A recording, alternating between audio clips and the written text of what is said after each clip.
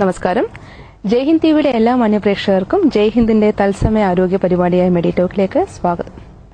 ഇന്നൊരു വളരെ സ്പെഷ്യൽ ആയിട്ടുള്ള ഒരു സബ്ജക്റ്റുമായിട്ടാണ് മെഡിടോക്ക് നിങ്ങളുടെ മുമ്പിൽ വന്നിരിക്കുന്നത്.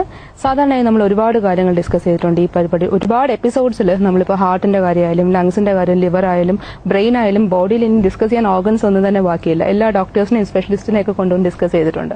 അതുപോലെ തന്നെ മനസ്സിന്റെ അസുഖങ്ങളെക്കുറിച്ചും നമ്മൾ ഡിസ്കസ് ചെയ്തിട്ടുണ്ട്. പക്ഷേ ഇതുവരെ ഉപബോധ മനസ്സിന്റെ ഒരു അസുഖമോ അല്ലെങ്കിൽ ഉപബോധ മനസ്സിന്റെ കണ്ടീഷൻസിനെ കുറിച്ചോ ഒരിക്കലും നമ്മൾ ഡിസ്കസ് ചെയ്തിട്ടില്ല. അപ്പോൾ ഈ സബ് കോൺഷ്യസ് മൈൻഡിനെ കുറിച്ചും അതിന്റെ പവേഴ്സിനെ കുറിച്ചും ആ പവേഴ്സ് നമുക്ക് ഏതൊക്കെ രീതിയിൽ സഹായകമാകുമെന്നതും എന്തും നേടാൻ സബ് കോൺഷ്യസ് മൈൻഡിന്റെ പവർ സാധിക്കുമെന്ന് ഗവേഷണങ്ങളും സയൻസും പറയുന്നുണ്ട്. അപ്പൊ അതിനെക്കുറിച്ചൊക്കെ ഡീറ്റെയിൽ ആയിട്ട് സംസാരിക്കാനായി നമ്മളോടൊപ്പം ഇന്ന് മിസ്റ്റർ മൻലാൽ ഉണ്ട്.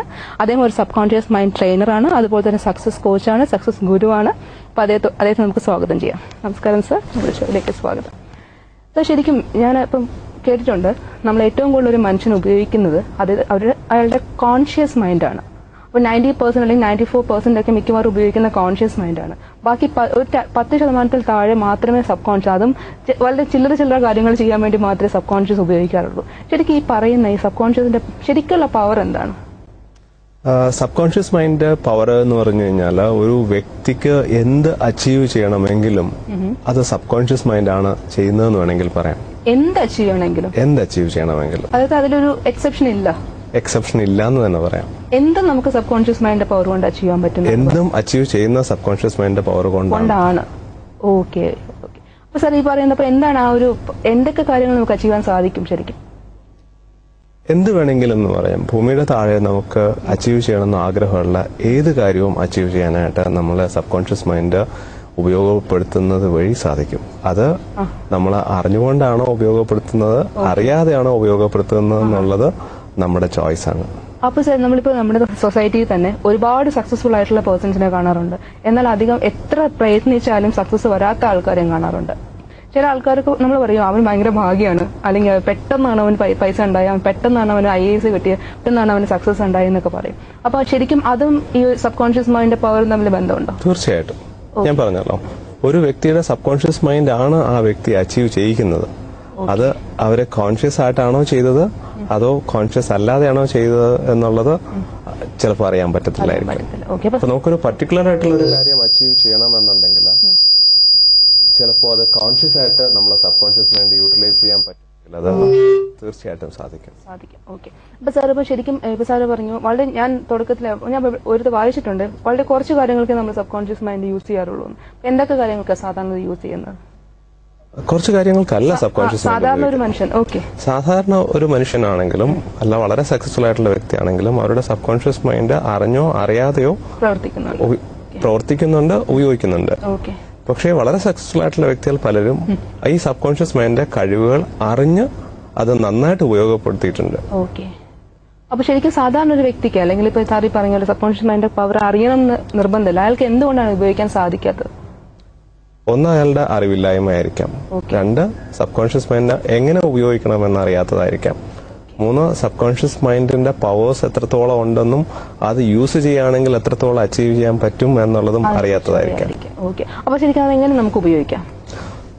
അത് ഉപയോഗിക്കാനായിട്ട് ഒരുപാട് മെത്തേഡ്സ് ഉണ്ട്. ഇപ്പോൾ സേ ഫോർ എക്സാമ്പിൾ, നമ്മൾ സബ് കോൺഷ്യസ് ഒരു വ്യക്തി ജനിക്കുന്ന സമയത്ത് നമ്മൾ സബ് കോൺഷ്യസ് മൈൻഡ് എന്ന് പറയുന്നു, നമുക്ക് മനസ്സെന്ന് പറയാം.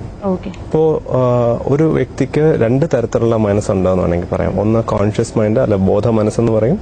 രണ്ട് സബ് കോൺഷ്യസ് മൈൻഡ് അല്ലെങ്കിൽ ഉപബോധ മനസ്സെന്ന് പറയാം. നമുക്ക് വേറെയും പല രീതിയിൽ പറയാൻ പറ്റും. നമുക്ക് മനസ്സിലാക്കാനായിട്ട് നമുക്ക് രണ്ടായിട്ട് തിരിക്കാം. നമ്മൾ ഒരു കുട്ടി ജനിക്കുന്ന സമയത്ത് ഇതിന് തമ്മിൽ വലിയ വേർതിരിവില്ല. പക്ഷേ ഒരു 0 തൊട്ട് ഒരു 8 വയസ്സ് വരെയുള്ള പ്രായം കൊണ്ട് ആ വ്യക്തി അല്ലെങ്കിൽ ആ കുട്ടി ആ സമയം വരെ ഇടപെടുന്ന സാഹചര്യം കൊണ്ടും വ്യക്തികൾ കൊണ്ടും സിറ്റുവേഷൻസ് കൊണ്ടും എല്ലാം ഒരു ഫിൽട്ടർ ഫോം ചെയ്യും. ആ ഫിൽട്ടർ പിന്നെ ഒരു സമയത്ത് ഈ സബ് കോൺഷ്യസ് മൈൻഡിനെയും കോൺഷ്യസ് മൈൻഡിനെയും ഡിവൈഡ് ചെയ്യുന്ന ഒരു ഫിൽട്ടർ ആയിട്ട് ആക്ട് ചെയ്യും. റൈറ്റ്? സോ അപ്പോൾ എന്ത് സംഭവിക്കുന്നു എന്ന് വെച്ച് കഴിഞ്ഞാൽ ഈ ഫിൽട്ടർ അനുസരിച്ചായിരിക്കും പല മെസ്സേജസും സബ് കോൺഷ്യസ് മൈൻഡിലേക്ക് പോകുന്നത്. ഒരു ഉദാഹരണം പറയുകയാണെങ്കിൽ, ഒരു വളരെ പാവപ്പെട്ട വീട്ടിൽ ജനിച്ച ഒരു കുട്ടി ഒട്ടുമുക്കാലും ഈ വളരെ പാവപ്പെട്ട സാഹചര്യങ്ങളുമായിട്ടായിരിക്കും കണ്ടു പരിചയിച്ചിരിക്കുന്നത്. അപ്പൊ അതുമായിട്ട് ബേസ് ചെയ്തിട്ടുള്ള ഒരുപാട് ഫിൽറ്റേഴ്സ് ഫോം ചെയ്തിട്ടുണ്ടാവും. അപ്പോൾ ആ വ്യക്തി വളർന്ന് വലുതായിട്ട് സക്സസ്ഫുൾ ആവുമ്പോഴത്തേക്ക് ഈ ഫിൽട്ടർ ആ സമയത്ത് ഈ വ്യക്തിയെ ഒരുപാട് സ്വാധീനിക്കും.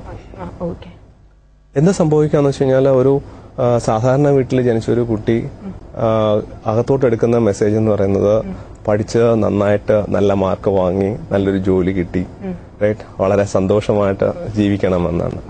പക്ഷേ ഈ സന്തോഷം എന്ന് പറയുന്നതിന്റെ ഡെഫിനിഷൻ എന്താണെന്നുള്ളത് അറിയില്ല. റൈറ്റ്, ഇന്ന് ജോലിയുള്ള എത്ര ശതമാനം ആൾക്കാരാണ് സന്തോഷത്തോടെ ജീവിക്കുന്നത്? പക്ഷെ അവർക്ക് അത്രത്തോളമേ ഇൻഫർമേഷൻസ് പോയിട്ടുള്ളൂ. മാത്രമല്ല ഫിൽറ്റേഴ്സും അതിനോടൊപ്പം ഉണ്ടായിട്ടുണ്ട്. സോ നമുക്കൊരു കോൾ ഉണ്ട്. ഹലോ, മെഡിറ്റോക്കിലേക്ക് സ്വാഗതം. ആരാണ് സംസാരിക്കുന്നത്? ഹലോ ഹലോ ഹലോ ഇത് ഞാനേ ചേർത്തലന്നാണ് വിളിക്കുന്നത്. എന്റെ പേര് സന്ധ്യ എന്നാണ്. സന്ധ്യ മാം സംസാരിച്ചോളൂ. ഹലോ, പറഞ്ഞോളൂ മാം. ഹലോ ഹലോ മാം, കേൾക്കുന്നുണ്ട്, പറഞ്ഞോളൂ. ഹലോ ഹലോ മാഡം സംസാരിച്ചോളൂ. ചേർത്തലന്നാണ്, സന്ധ്യയാണ്. എന്താ ചോദിക്കാനുള്ളത്? ചോദിച്ചോളൂ മാഡം. എനിക്ക് പലപ്പോഴും പല കാര്യങ്ങളും സംഭവിച്ച് ഇപ്പം ലേറ്റസ്റ്റ് ആയിട്ട് നടന്നതായിരിക്കും. പക്ഷെ അത് സംഭവിച്ച് അല്പനേരം കഴിഞ്ഞ് കഴിയുമ്പോഴത്തേക്കും എനിക്ക് തോന്നും ഇതിനു മുമ്പ് ഞാൻ എവിടെയോ കണ്ടിട്ടും സംഭവിച്ചിട്ടുള്ള എനിക്ക് തോന്നിയിട്ടുണ്ട്. കേൾക്കുന്നുണ്ട്, പറഞ്ഞോളൂ. അപ്പം അതുപോലെ തന്നെ ഞാൻ ഒരിക്കലും ബസ്സിൽ ട്രാവൽ ചെയ്തോണ്ടിരിക്കുമ്പം എന്റെ വളരെ നിയറസ്റ്റ് ബെസ്റ്റ് ഫ്രണ്ടിന് ഒരു ആക്സിഡന്റ് ഉണ്ടാകുന്നതായിട്ട് കണ്ടു. അപ്പൊ ആ സമയത്ത് തന്നെ പുള്ളിക്ക് സെയിം ആക്സിഡന്റ്, ബൈക്ക് ആക്സിഡന്റ്. ഞാൻ ഇങ്ങനെ മനസ്സിൽ പുള്ളി ബൈക്ക് ആക്സിഡന്റ് ആയി വീഴുന്നത് കാണുന്ന സമയത്ത് തന്നെ പുള്ളിക്ക് അവിടെ ആക്സിഡന്റ് ഉണ്ടായി, പുള്ളി വീണു. അപ്പൊ ഞാനിങ്ങനെ വിളിച്ചു ചോദിച്ചപ്പോഴത്തേക്കും കാര്യം സംഭവിച്ച് പുള്ളി മെഡിക്കൽ കോളേജിൽ അഡ്മിറ്റ് ആയി എന്നും പറഞ്ഞു. അപ്പൊ ഇതെന്തെങ്കിലും നമുക്ക് നേരത്തെ അറിയാനുള്ള പവറാണോ എന്ന് അറിയാൻ വേണ്ടിയിട്ടായിരുന്നു. ഓക്കെ, വളരെ നല്ല ചോദ്യമാണ്. കാരണം വെച്ച് കഴിഞ്ഞാൽ നമ്മളെ സബ് കോൺഷ്യസ് മൈൻഡിന്റെ പവേഴ്സ് എന്ന് പറയുന്നത് വളരെ അൺലിമിറ്റഡ് ആയിട്ടുള്ള പവേഴ്സ് ഉണ്ട്. അത് കുറച്ചുകൂടെ ഡീറ്റെയിൽ ആയിട്ട് പറയണമെങ്കിൽ ഈ പ്രപഞ്ചത്തിലുള്ള സബ് കോൺഷ്യസ് മൈൻഡുകൾ കണക്റ്റഡ് ആണ് എന്ന് പറയാം. ഒരു വ്യക്തിയുടെ സബ് കോൺഷ്യസ് മൈൻഡ് വേറൊരു വ്യക്തിയുടെ സബ് കോൺഷ്യസ് മൈൻഡും പല പല വ്യക്തികളുടെ സബ് കോൺഷ്യസ് മൈൻഡും യൂണിവേഴ്സൽ മൈൻഡുമായിട്ടും കണക്റ്റഡ് ആണ്. അതിന് അൺലിമിറ്റഡ് പവേഴ്സ് ഉണ്ട്. മിക്കവാറും എന്റെ വളരെ അടുത്ത ആൾക്കാർക്ക് എന്തെങ്കിലും ഒരു ഇതുപോലെ എന്തെങ്കിലും സംഭവിക്കുമ്പോൾ എനിക്ക് തോന്നാറുണ്ട്. പക്ഷെ അവർക്ക് അതൊക്കെ നടക്കാറുമുണ്ട്. അത് എല്ലാം നടക്കാറുണ്ടോ എന്ന് നമുക്ക് പറയാൻ പറ്റില്ല. കാര്യം അങ്ങനെ സബ് കോൺഷ്യസ് മൈൻഡ്സിന് അങ്ങോട്ടും ഇങ്ങോട്ടും മെസ്സേജസ് കമ്മ്യൂണിക്കേറ്റ് ചെയ്യാനുള്ള കഴിവുണ്ട്. അപ്പോ ഒരു വളരെ അറ്റാച്ച്ഡ് ആയിട്ടുള്ള വ്യക്തികളാണെങ്കിൽ ആ ഒരു കമ്മ്യൂണിക്കേഷൻ ചാനൽ വളരെ സ്ട്രോങ് ആയിരിക്കും.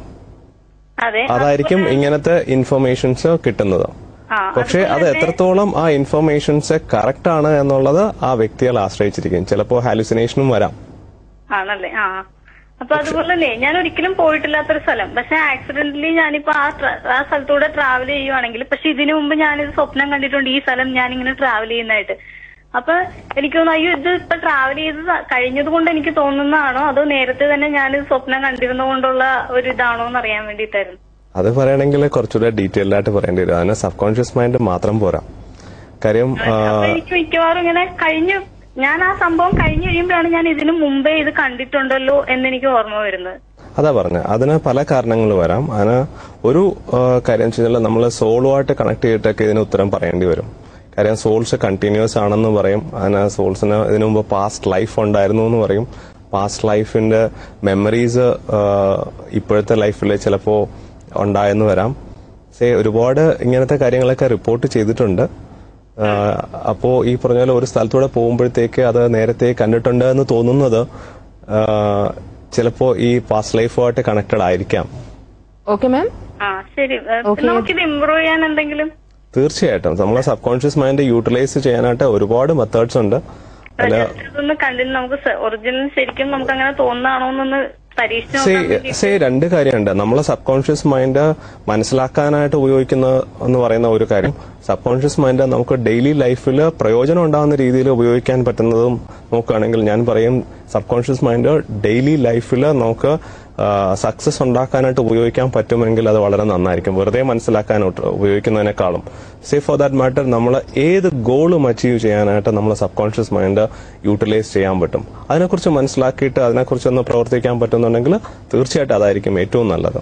ഒരുപാട് മെത്തേഡ്സ് ഉണ്ട്. കണ്ടിന്യൂ ചെയ്ത് ശ്രമിച്ചാൽ മതി ഒന്നും കൂടെ. ശ്രമം എന്ന് പറയുന്നത് വളരെ വേഗമാണ്. It should be very specific ആയിട്ടുള്ള കുറെ സെറ്റ് ഓഫ് ആക്ഷൻസ് ചെയ്യാമെങ്കിൽ നമുക്ക് സബ് കോൺഷ്യസ് മൈൻഡ് വളരെ യൂസ്ഫുൾ ആയിട്ട് യൂസ് ചെയ്യാൻ പറ്റും. അല്ല ഒരു മെത്തേഡ് പറയുകയാണെങ്കിൽ മെഡിറ്റേഷൻ എന്ന് ഞാൻ പറയും. പക്ഷെ അതിന്റെ ഡീറ്റെയിൽസിലോട്ട് നമുക്ക് വേറൊരു സമയത്ത് പോകാൻ പറ്റുമായിരിക്കും. Thank you sir. Okay ma'am, thanks for calling. നമുക്കൊരു ബ്രേക്കിന് സമയമായിരിക്കാണ്. ബ്രേക്കിന് ശേഷം മെഡിറ്റോക്ക് തുടരും.